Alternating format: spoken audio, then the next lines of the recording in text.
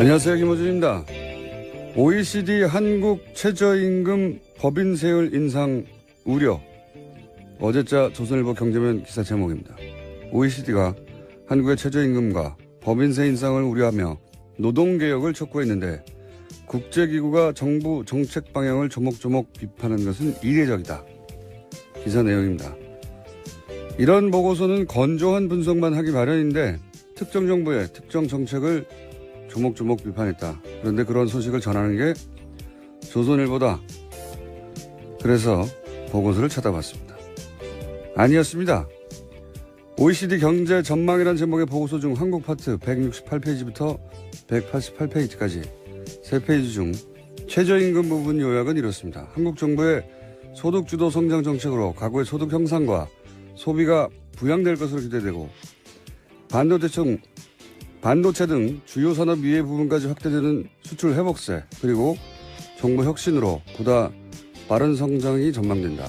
하지만 생산성 혁신이 동반되지 않고 최저임금만 인상된다면 경쟁력을 약화시킬 수 있다.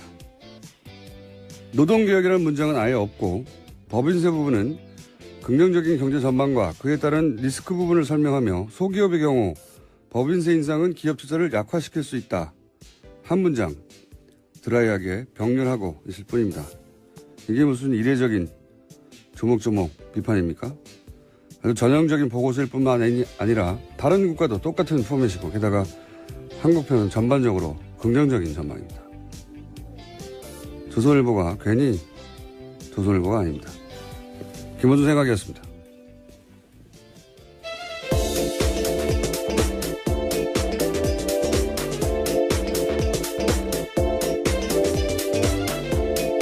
시사인의 김은지입니다. 이런 거 안 쳐다볼 거라고 생각하나 봐요. 그래도 굉장히 꼼꼼하게 찾아보셨네요. 저는 다 쳐다봅니다. 궁금해가지고. 그래? 그럴 수도 있고 아닐 수도 있잖아요. 예. 그런데 이제 이례적이다. 뭐 이렇게 해서 특히 해외에 나온 보고서나 해외 기사나 해외 사례 얘기하면 다 찾아봅니다. 저는. 예. 전혀 사실과 다르다. 예. 훌륭하다. 조선일보. 예. 자, 첫 번째 뉴스는 뭡니까? 네, 원세훈 전 국정원장이 특수활동비를 해외로 빼돌린 정황이 포착됐다라는 건데요. 검찰이 수사에 나섰습니다. 검찰은 국정원이 2011년 말에서 2012년 초 특활비 200만 달러를 미국 스탠포드 대학으로 송금한 과정 등에 대해서 자료를 넘겨받아서 검토하고 있다라고 하는데요. 이와 관련해서는 국정원 기조실 관계자들에 대한 진술도 확보했다라고 합니다. 원 전 원장의 지시로 200만 달러를 송금했다라는 건데요. 뿐만 아니라 현지의 주택을 구입할 목적 등으로 특활비를 추가로 빼돌렸다라는 의혹도 검찰이 수사하고 있습니다. 원세훈 전 국정원장 특활동비 해외 유출 그리고 착복 의혹에 대해서는 사실 주준희 기자하고 제가 오래전부터 의혹이 있다고 제기해왔던 바 또 JTBC가 특종을 네, 어려부터 얘기하는데 영화로도 만들었어요, 사실. 영화에 일부 들어있는데. 제가 대략 알고 있는 사연이 이렇습니다. 원세훈 원장이, 말하자면 은퇴를 대비해서 스탠포드 대학에 1년인가 연구로 있었던 적이 있거든요. 그때 아마 마음에 들었나 봐요. 2006년이었습니다. 예, 그게 마음에 들었나 봐요. 예, 날씨도 좋잖아요, 거기가. 그래서 거기에 돈을 내고 일종의 거점을 만들어서, 연구원 자격으로 이후 본인의 활동 거점으로 계속 삼으려고 했던 그런 구상이 있었나 봐요. 예. 그래서 그쪽으로 돈을 빼돌렸다. 예. 이거 하나 하고 어제 이제 JTBC 보도는 안 나왔는데 캐나다에 가족이 있습니다. 네. 가족이 있기도 있는데 그 캐나다 쪽으로도 이 빼돌린 의혹을 주장한 바 있습니다. 저희가 여기 있다고.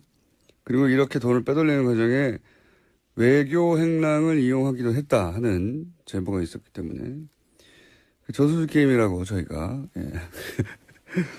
지나간 다음에 자꾸 언급하게 되는데 그 영화에서도 내용이 일부 나옵니다. 원세훈 원장이 그럴 때 수행하는 국제원 직원들은 두고 혼자서 캐나다를 넘어갔다 왔다.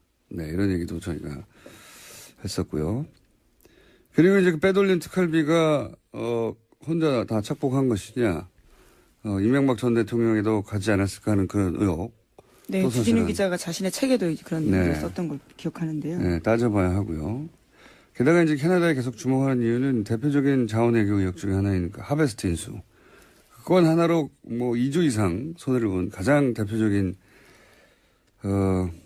자원외교 실패 혹은 자원외교 의혹 사건인데 그 손해를 본 그 하베스트 회사가 캐나다에 있는 거고요. 예, 그때 그 거래 은행이 또 로얄 뱅크 오브 캐나다라는 곳인데 저 뉴스공장에서 몇 주째 다루고 있는 농협 210억 투자 사건 그 사기 사건의 거래 은행도 똑같은 로얄 뱅크 오브 캐나다예요. 예.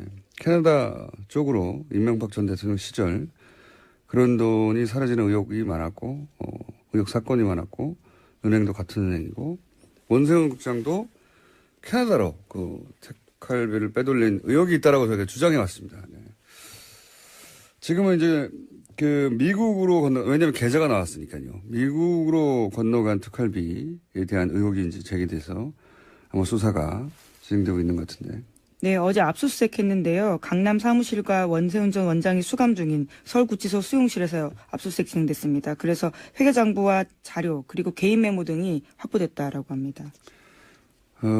박근혜 전 대통령 국정원 특활비는 뭐 미용 시술이다 또는 뭐 개인 주택 구입이다 이런 전형 의혹이 있고 수사 중인 상황이고 이명박 전 대통령 국정원 특활비로 추정되는 이 돈은 해외로 빼돌려진 의혹인데 이제 미국 얘기 나왔는데 앞으로 캐나다도 나올 수 있다.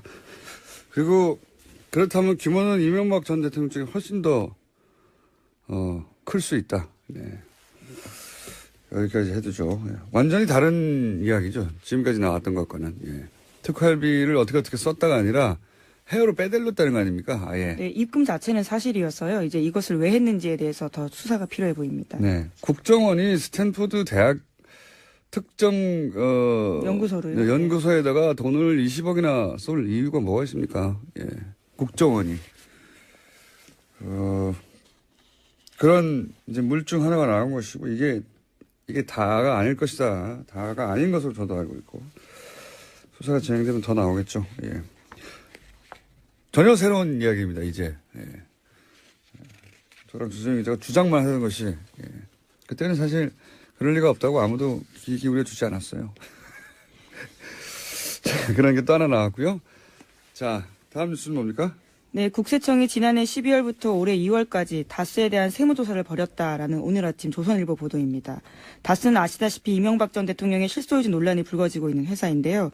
이 세무조사는 지난해 12월 9일 박근혜 전 대통령의 탄핵소추안이 국회에서 가결되고 헌법재판소에 접수된 직후에 시작됐다라고 합니다. 당시 조사는 2012년에 이어서 4년 만에 이어졌다라고 하는데요. 다스의 법인세 납부가 줄어들어서 이를 들여다봤다라는 것이 국세청 이야기입니다. 하지만 별다른 조치 없이 조사는 끝냈다라고 하는데요. 3개월 정도 회계 자료를 들여다봤기 때문에 국세청에 관련된 자료가 아주 많다라는 겁니다. 굉장히 이상한 조사예요. 그죠? 굉장히. 그러니까 그 직후에 예, 국회에서 가결된 직후라고 12월 9일 직후죠. 예. 직후에 국세청이 갑자기 다스에 대한 본사에 대한 세무조사를 실시했는데 왜 그랬을까요? 왜 하필 이 시점이었을까? 뭐 여러 가지 시나리오가 가능할 것 같아요. 그러니까 갑자기 세월호가 인양됐잖아요. 그것처럼 했었어야 하는 일들을 하지 않았던 정부 부처들이 이렇게 되면 정권이 연장되지 않을 수 있겠다. 보수 정권으로 싶어서 갑자기 미뤄왔던 일들을 했던 것인지 아니면은 여전히 당시 정권이 넘어간 상태는 아니기 때문에 정권이 넘어가기 전에 미리 세무조사를 받아두고 세무조사를 이미 받았는데 또 빠른 시간 내에 세무조사를 하면 정치적 세무조사라고 주장하려고 그런 건지 어떤 이유인지는 모르겠지만 굉장히 이례적이고 예, 특별한 상황에서 세무조사했던 것 같습니다. 이게 왜 하필 이때 세무조사를 했는지 그리고 아무 조치 없이 끝났거든요. 게다가 그렇게 하고 나서도. 예. 다스 쪽에서 소명을 했다고 하는데요. 미국 공장 사정이 어려워지면서 법인세가 줄었다라는 이야기를 받아들였다라는 거죠. 미국 공장 엘리바마 쪽에서 이제 비자금이 움직이는 의혹도 주진우 기자가 얘기한 적이 있는데 전반적으로 매우 좀 이상한 시점에, 이상한 타이밍에 세무조사였고, 이 세무조사가 왜 이루어졌는지 후속 기사도 나올 법합니다. 네. 매우 이상한 세무조사다. 여기까지는 해두고요. 다음은요. 네, 안봉근 전 비서관이 최근 검찰 조사에서 박근혜 전 대통령과 이재용 삼성전자 부회장이 2014년 9월 무렵에 청와대 안가에서 독대했다라고 진술했다는 보도가 나왔는데요. 박근혜 전 대통령과 이재용 부회장의 독대는 지금까지 3차례로 알려졌습니다. 그런데 그게 아니라 4차례라는 건데요. 어제 열린 이재용 부회장의 항소심 재판에서 특검팀이 밝힌 바입니다. 그러면서 특검팀에서는 안 전 비서관을 증인으로 신청했습니다. 이건 아마 그래서 숨겼겠죠. 뭐 왜 숨겼다고 저는 생각하냐면 나머지 했다고 하는 장소들은 개소식 센터의 개소식 창조 경제인가요? 예. 창조경제혁신센터 개소식에서 한 번 만났습니다. 그리고 여기는 공식적인 자리란 말이죠. 나머지는 청와대. 뭐 이래서 이것만 가지고 공식적인 면담이었다라고 주장하려고 했던 게 아닐까. 이번에는 별도 독대를 안가에서 했다는 건데 그래서 숨겼던 걸까. 이유는 잘 모르겠어요. 어쨌든 만났던 걸 숨겨오다가 한 번 더 인정하게 된 겁니다. 예. 네, 안 전 비서관 같은 경우에는 자신이 직접 이재용 부회장을 안내했기 때문에 명확하게 기억한다 이렇게 진술했다는 거거든요. 관련해서는 다음 달 18일에 재판 증인으로 나온다고 합니다. 그때 이제 이재용 부회장이 그때 안 했다고 그랬거든요. 뭐 굳이 3번 만났는데 4번째 만나는 걸 안 했다고 말할 필요가 없는데 이때는 안가에서 독대했기 때문이 아닐까? 뭐 이런 생각을 하긴 합니다만 모르겠습니다. 도대체 이제는 무슨 생각하라고 그 바로 직전의 만남은 아마 전후에 그때 만났다고 하면 설명이 안 되는 시나리오가 있었겠죠. 네, 그게 뭔지는 모르겠어요. 예, 뭔지는 모르겠는데 특검은 이때 만났다고 주장했었죠. 법원은 계속해서 주장했습니다. 네, 법원에서는 인정 안 했는데 이번에는 이제 특검이 파악했던 대로 그 전에도 만났다는 게 이제 추가 증거가 나왔기 때문에요. 이런 진술들이 좀 힘을 얻고 있는 겁니다. 대부분의 뉴스를 제가 비슷하게 추정할 수 있는데 잘 모르겠네요. 이거는 게다가 국세청이 왜 하필 12월 9일 직후예요. 네, 12월 9일이면 탄핵안이 가결된 날인데요. 예. 가결된 당일날 국세청이 갑자기 세무조사했다는 것도 당일까지는 아니고 그 직후라고 나는데 아무튼 그 시점입니다. 굉장히 이상하네요. 혹시 미리 국세청이 한번 훑어보고 이런 걸 조심하라고 이런 걸 대비하라고 하려고 그런 건가요? 뭔지 모르겠습니다. 특이한 시점입니다. 굉장히 후속 취재가 있어야 될 것 같은 사안이고요. 다음 뉴스는요? 네, 국정원의 댓글 공작 혐의 등으로 구속된 이종명 전 3차장도 법원에 구속적부 심사를 청구했습니다. 이 전 차장에 대한 구속적부심이 오늘 열리는데요. 신광열 부장판사가 맡고 있는 서울중앙지법 형사합의 51부가 심리를 진행합니다. 이곳은 김관진 전 장관과 윤관빈 전 실장의 구속적부심을 담당했던 곳입니다. 야, 예. 국방부 전 장관과 국방부 전 실장, 사이버 사령부 댓글 공작, 총 책임자 2분은 석방이 됐고, 이제 국정원의 댓글 공작, 책임자들이 구속적부심을 똑같은 곳에 신청했어요. 청구했어요. 이 3차장은 핵심 혐의가, 외부에 네, 일종의 양지회라고 말씀드린 적이 있는데요. 오비들, 국정원 오비들을 활용한 국정원 댓글 작업에 수십억을 지급했다. 거기 책임자거든요. 예. 네, 그래서 지난달 18일에 영장이 나왔는데요. 영장 발부 사유는 이렇습니다. 범죄 혐의가 소명되고 증거인멸의 염려가 있어서 구속의 사유와 필요성이 인정된다라는 거였습니다.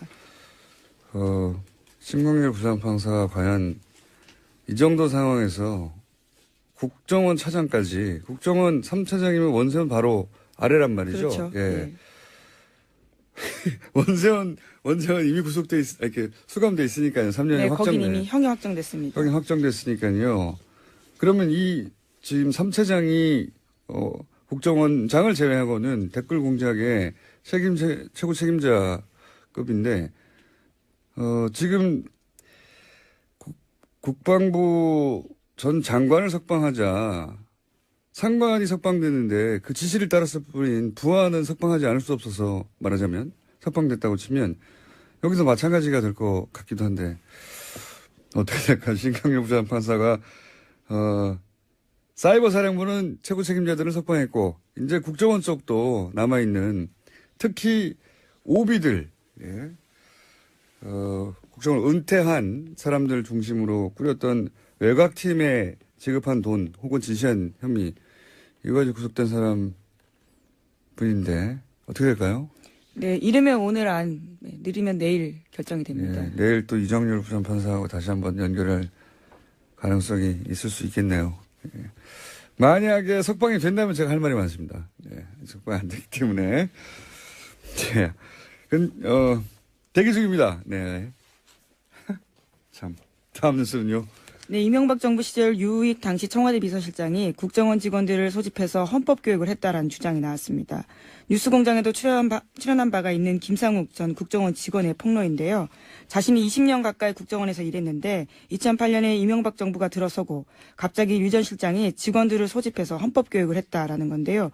굉장히 고압적인 자세로 너희가 이 정부를 거스르면 가만두지 않겠다라는 결연한 자세로 강연을 했다라는 겁니다. 대통령 비서실장이 국정원 가가지고 왜 정신교육을 합니까? 예. 제가 알기로는 처음 있는 일이고 그 이후로도 없었던 것 같은데, 예. 그 자체가 코미디죠. 예. 자기가 대통령 비서실장은 사실 대통령을 대리해서 온 것과 마찬가지거든요. 예. 네, 뭐 불렀다라고는 하는데요. 뭐 어쨌거나 만난 건 사실입니다. 국정원에서 대통령 비서실장이 와서 강연하라고 누가 그럽니까? 예. 예, 간다고 그래서. 대통령이 가서 정신교육을 한 것과 마찬가지예요. 그런 뜻을 전한 것과. 굉장히 코미디 같은 일이 있었네요. 그런 일이 있었다고 합니다. 자, 오늘은 리얼미터, 미니가 있기 때문에 제목만 체크하고 넘어가죠. 네, 국정원이 모든 수사권에서 손을 떼는 내용의 자체개혁 법안을 국회에 보고했는데요. 이름도 바꾼다고 합니다. 대외안보정보원으로 지난 18년 동안 써왔던 국가정보원 이름을 내린다라고 합니다. 대외안보정보원이면 대안원이 되는 겁니까? 이제 네, 굉장히 낯서네요. 대보원이 되나요? 예. 대정원이 되나요? 뭐라고 약칭이 될지 모르겠는데. 뭐 그렇다고 하고요. 그리고요. 네, 이건희 삼성전자 회장의 차명 계좌에 대해서 국세청에 과세가 임박했다라는 SBS 보도가 있는데요. 이자 배당 소득의 90% 세율을 적용한다는 데에는 여권과 과세 당국의 의견이 일치했지만 과세 규모를 좌우할 시점을 두고 이견이 벌어지고 있다고 합니다. 국세청이 왜 재벌편을 들어요? 국세청 얘기는 2007년 11월 이후에 대해서만 과세한다는 거잖아요. 이러면 얼마 안 돼요. 90%가 중요한 게 아니라. 여기서 이제 여당은 무슨 소리냐. 2008년에 불법 범죄 행위가 확인됐으니까 그 이전 5년. 이렇게 되면 이제 몇천억이 되는 거거든요. 네, 과세 범위가 확 예. 늘어납니다. 국세청은 세금을 줄이자고 하는 것과 마찬가지입니다. 예, 참. 그런 일이 있습니다. 국세청은 세금 조금, 퍼센티지는 중요한 게 아니고요. 예, 세금 조금 내자고 기간 가지고 여당과 지금 다투고 있고요. 그리고 오늘 재밌는 뉴스가 하나 있는데 대부분 잘 다루지 않아서 잠깐 말씀드리면 발리에서 화산 폭발.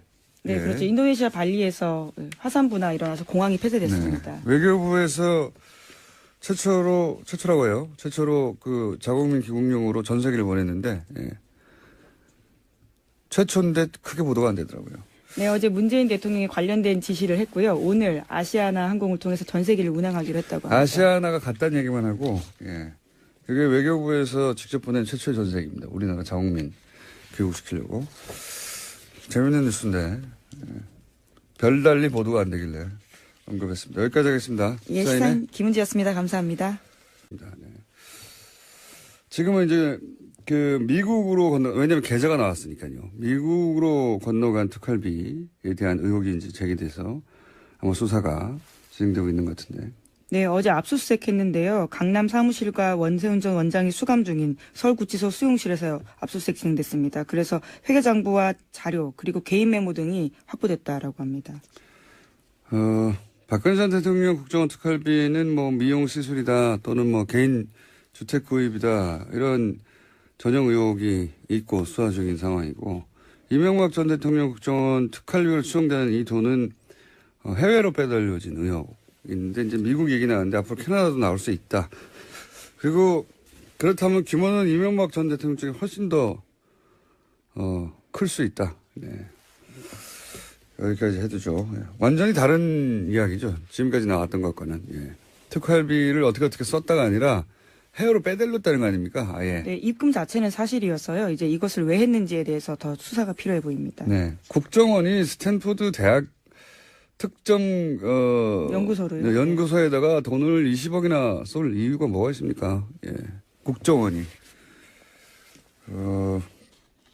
그런 이제 물증 하나가 나온 것이고 이게 다가 아닐 것이다. 다가 아닌 것으로 저도 알고 있고 수사가. 안녕하세요, 김호준입니다. OECD 한국 최저임금 법인세율 인상 우려. 어제자 조선일보 경제면 기사 제목입니다. OECD가 한국의 최저임금과 법인세 인상을 우려하며 노동개혁을 촉구했는데 국제기구가 정부 정책 방향을 조목조목 비판하는 것은 이례적이다. 기사 내용입니다. 이런 보고서는 건조한 분석만 하기 마련인데 특정 정부의 특정 정책을 조목조목 비판했다. 그런데 그런 소식을 전하는 게 조선일보다. 그래서 보고서를 찾아봤습니다. 아니었습니다. OECD 경제 전망이라는 제목의 보고서 중 한국 파트 168페이지부터 188페이지까지 3페이지 중 최저임금 부분 요약은 이렇습니다. 한국 정부의 소득주도 성장 정책으로 가구의 소득 형상과 소비가 부양될 것으로 기대되고 반도체 등 주요 산업 이해 부분까지 확대되는 수출 회복세 그리고 정부 혁신으로 보다 빠른 성장이 전망된다. 하지만 생산성 혁신이 동반되지 않고 최저임금만 인상된다면 경쟁력을 약화시킬 수 있다. 노동개혁이라는 문장은 아예 없고 법인세 부분은 긍정적인 경제 전망과 그에 따른 리스크 부분을 설명하며 소기업의 경우 법인세 인상은 기업 투자를 약화시킬 수 있다. 한 문장 드라이하게 병렬하고 있을 뿐입니다. 이게 무슨 이례적인 조목조목 비판입니까? 전형적인 보고서일 뿐만 아니라 다른 국가도 똑같은 포맷이고 게다가 한국편은 전반적으로 긍정적인 전망입니다. 조선일보가 괜히 조선일보가 아닙니다. 김원준 생각이었습니다.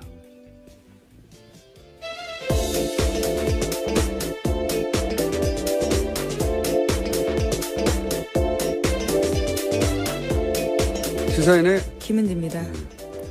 이런 거 안 쳐다볼 거라고 생각하나 봐요. 그래도 굉장히 꼼꼼하게 찾아보셨네요. 저는 다 쳐다봅니다. 궁금해가지고. 그래? 그럴 수도 있고 아닐 수도 있잖아요. 예. 그런데 이제 이례적이다. 뭐 이렇게 해서 특히 해외에 나온 보고서나 해외 기사나 해외 사례 얘기하면 다 찾아봅니다. 저는. 예. 전혀 사실과 다르다. 예. 훌륭하다. 조선일보. 예. 자, 첫 번째 뉴스는 뭡니까? 네, 원세훈 전 국정원장이 특수활동비를 해외로 빼돌린 정황이 포착됐다라는 건데요. 검찰이 수사에 나섰습니다. 검찰은 국정원이 2011년 말에서 2012년 초 특활비 200만 달러를 미국 스탠포드 대학으로 송금한 과정 등에 대해서 자료를 넘겨받아서 검토하고 있다라고 하는데요. 이와 관련해서는 국정원 기조실 관계자들에 대한 진술도 확보했다라고 합니다. 원 전 원장의 지시로 200만 달러를 송금했다라는 건데요. 뿐만 아니라 현지의 주택 저수지 게임이라고 저희가 예. 지나간 다음에 자꾸 언급하게 되는데 그 영화에서도 내용이 일부 나옵니다. 원세훈 원장이 그럴 때 수행하는 국정원 직원들은 두고 혼자서 캐나다를 넘어갔다 왔다. 네, 이런 얘기도 저희가 했었고요. 그리고 이제 그 빼돌린 특활비가 혼자 다 착복한 것이냐, 이명박 전 대통령에도 가지 않았을까 하는 그런 의혹. 네, 주진우 기자가 자신의 책에도 그런 얘기를 썼던 걸 기억하는데요. 네, 따져봐야 하고요. 게다가 이제 캐나다에 계속 주목하는 이유는 대표적인 자원외교 의혹 중에 하나인 그 하베스트 인수. 그건 하나로 뭐 2조 이상 손해를 본 가장 대표적인 자원외교 실패 혹은 자원외교 의혹 사건인데 그 손해를 본 그 하베스트 회사가 캐나다에 있는 거고요. 예. 그때 그 거래 은행이 또 로얄 뱅크 오브 캐나다라는 곳인데 저 뉴스공장에서 몇 주째 다루고 있는 농협 210억 투자 사건 그 사기 사건의 거래 은행도 똑같은 로얄 뱅크 오브 캐나다예요. 예. 캐나다 쪽으로 이명박 전 대통령 시절 그런 돈이 사라지는 의혹이 많았고 의혹 사건이 많았고 은행도 같은 은행이고 원세훈 국장도 캐나다로 그 특활비를 빼돌린 의혹이 있다라고 저희가 주장해 왔습니다. 을 구입할 목적 등으로 특활비를 추가로 빼돌렸다라는 의혹도 검찰이 수사하고 있습니다. 원세훈 전 국정원장 특수활동비 해외 유출 그리고 착복 의혹에 대해서는 사실 주준희 기자하고 제가 오래전부터 의혹이 있다고 제기해왔던 바, 또 JTBC가 특종을 네, 어려부터 얘기하는데 영화로도 만들었어요. 사실 영화에 일부 들어있는데 제가 대략 알고 있는 사연이 이렇습니다. 원세훈 원장이 말하자면 은퇴를 대비해서 스탠포드 대학에 1년인가 연구로 있었던 적이 있거든요. 그때 아마 마음에 들었나 봐요. 2006년이었습니다. 예, 그게 마음에 들었나 봐요. 예, 날씨도 좋잖아요, 거기가. 그래서 거기에 돈을 내고 일종의 거점을 만들어서 연구원 자격으로 이후 본인의 활동 거점으로 계속 삼으려고 했던 그런 구상이 있었나 봐요. 예, 그래서 그쪽으로 돈을 빼돌렸다. 예. 이거 하나 하고 어제 이제 JTBC 보도는 안 나왔는데 캐나다에 가족이 있습니다. 네, 가족이 있기도 있는데 그 캐나다 쪽으로도 이 빼돌린 의혹을 주장한 바 있습니다. 저희가 의혹이 있다고. 그리고 이렇게 돈을 빼돌리는 과정에 외교 행랑을 이용하기도 했다 하는 제보가 있었기 때문에